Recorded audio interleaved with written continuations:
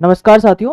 Competition commission of India Bharat में एक ऐसी संस्था है जो भारत में कंपटीशन को प्रमोट तो करती है, लेकिन ऐसे कंपटीशन से भारत के नागरिकों को बचाती है जिस कंपटीशन से भारत में मोनोपोली क्रिएट ना हो।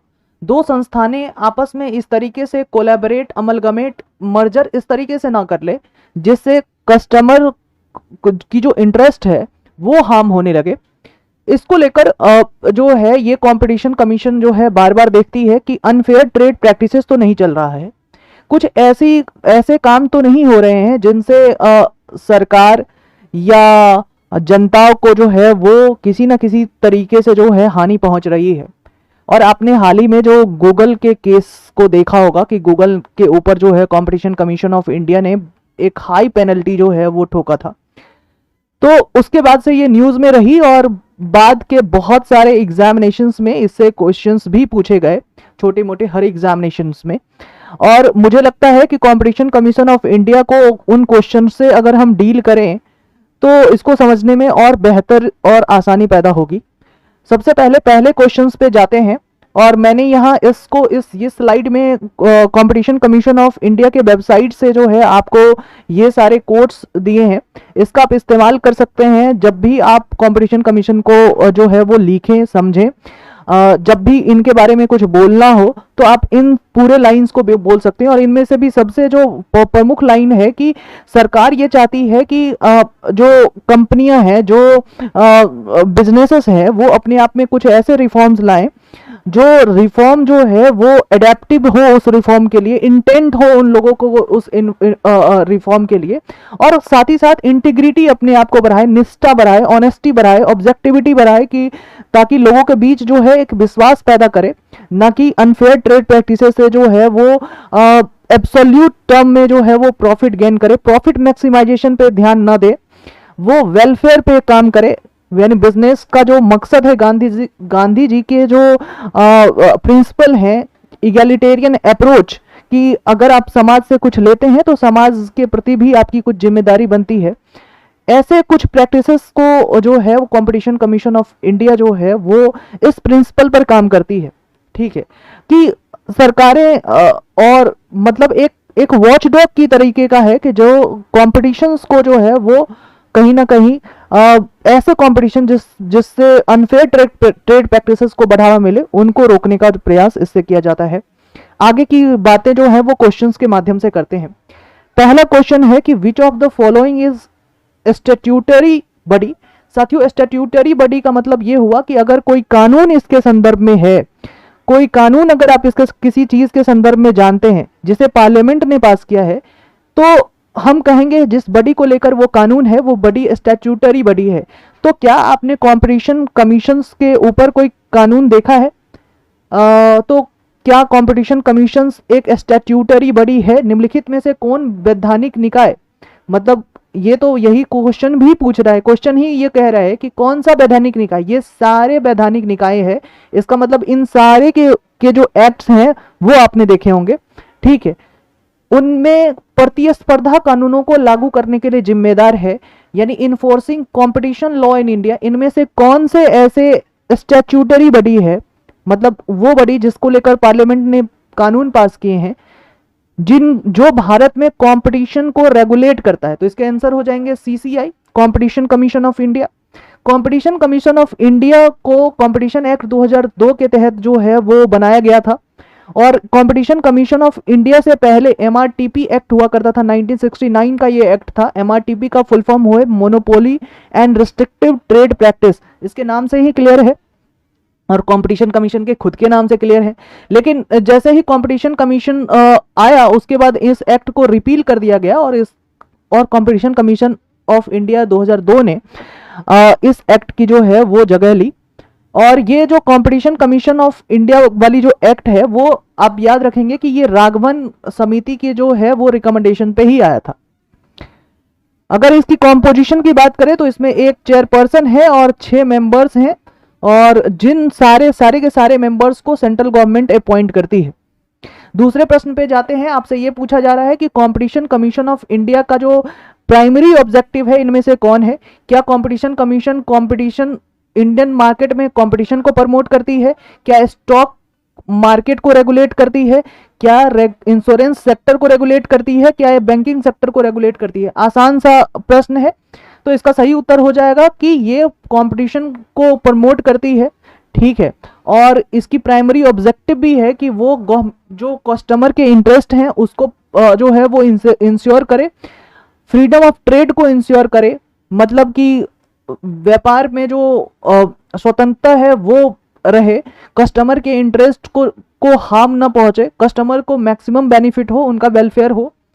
ठीक है, और एक स्वस्थ प्रतिस्पर्धा का ये रिकमेंडेशन करता है कि प्रमोट सस्टेन कंपटीशन, ऐसे कंपटीशन हो जिसमें किसी को हार्म ना हो। ठीक है, आगे बढ़ते। चौथा नंबर है कि which of the following sector is exempted, कौन सा इनमें से कौन सा ऐसा सेक्टर है जिनको कंपटीशन कमीशन के दायरे से बाहर रखा गया है? क्या बैंकिंग कंपटीशन कमीशन के दायरे से बाहर है? क्या इंश्योरेंस? क्या टेलीकॉम? या इनमें से कोई नहीं? तो आंसर इज इनमें से कोई कंपटीशन कमीशन के दायरे से बाहर नहीं है। हर जगह अगर कोई ऐसी बातें हो रही है जिससे कस्टमर का इंटरेस्ट हार्म हो रहा है तो कंपटीशन कमीशन बीच में आएगी। ठीक है, तो सारे के सारे सेक्टर ऐसे हैं जिनमें अगर कोई हार्म हो रहा है तो वहां फिर कंपटीशन कमीशन का अपना खेल होता है, वहां कंपटीशन कमीशन जो है वो खेलने आती है, वो बड़ी खिलाड़ी हो जाती है। ठीक है, कोई ऐसा सेक्टर नहीं है जो कंपटीशन कमीशन के दायरे से दूर है। अगर आप ऐसे कंपटीशन को क्रिएट कर रहे हैं जिससे हार्म, जो मार्केट डिस्टर्ब हो रहा है। ठीक है, अब मैं ये पूछा है निम्नलिखित में से कौन सा भारतीय स्पर्धा आयोग के निर्णय के खिलाफ एक अपीलीय निकाय है?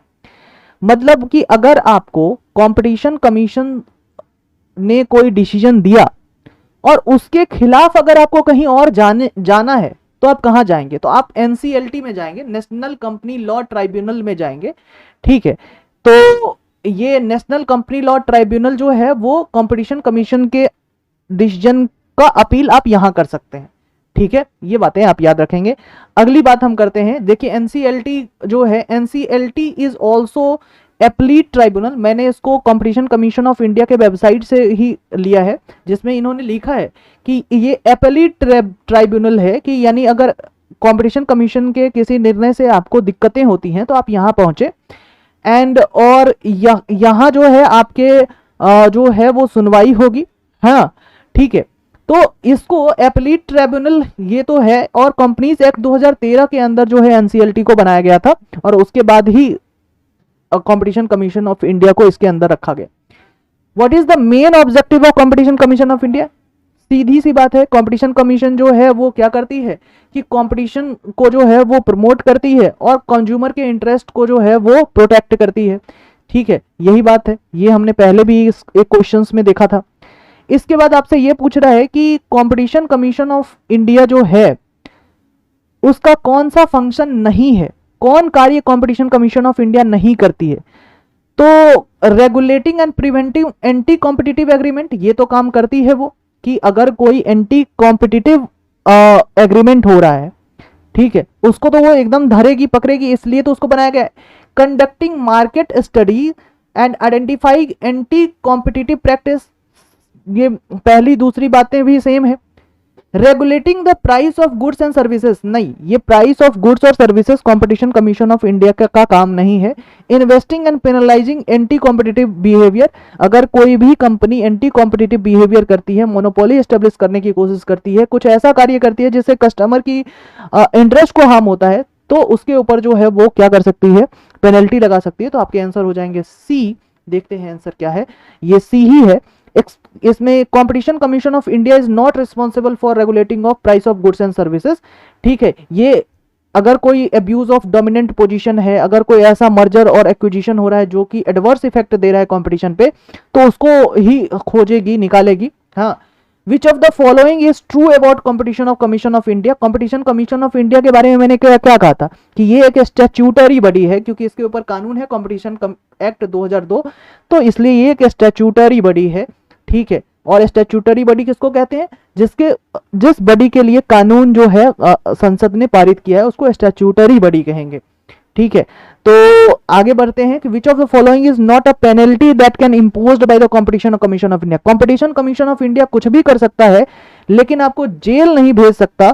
ठीक है, तो कारावास का अधिरोपण नहीं कर सकता। So your answer will be B, imposition of imprisonment नहीं कर सकता है, ठीक है, यानी कारावास नहीं लगा सकता, आपको जेल नहीं भेज सकता है, पेनल्टी हालांकि लगाएगा ही लगाएगा, ठीक है। Which of the following is not a sector covered under competition commission of India, competition commission of India के अंदर कौन सा सेक्टर कवर नहीं है, तो वो एग्रीकल्चर कवर नहीं है, सारे के सारे सेक्टर जो है आपको कवर दिखेंगे ही दिखेंगे, ठीक है। इसके बाद हम आगे बढ़े,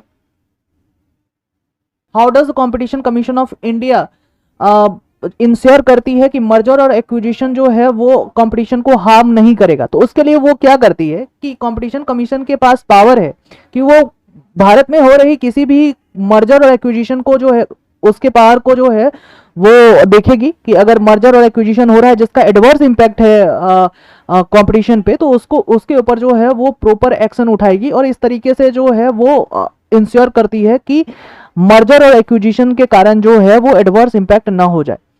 क्या कंपटीशन कमीशन ऑफ इंडिया के जो ऑर्डर्स हैं, ठीक है, उनका मार्केट पे क्या इंपैक्ट होता है? उनका मार्केट पे अच्छा इंपैक्ट है कि बिजनेस जो है वो फेयर और कॉम्पिटिटिव मैनर में चले, इस ये बात इंश्योर करती है कंपटीशन कमीशन ऑफ इंडिया की जो है ऑर्डर, ठीक है।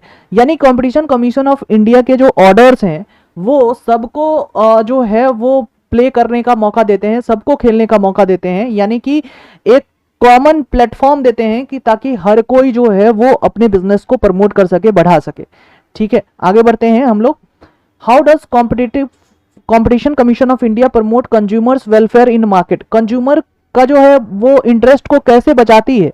कंपटीशन कमीशन ऑफ इंडिया जो है वो एंटी कॉम्पिटिटिव प्रैक्टिसेस को या फेयर और कॉम्पिटिटिव मार्केट को प्रमोट करके, एंटी कॉम्पिटिटिव प्रैक्टिसेस को प्रिवेंट करके इसी तरीके से बचाती है और इससे जो है कस्टमर के इंटरेस्ट को जो है वो बहुत अच्छे से प्रमोट कर पाती है, ठीक है।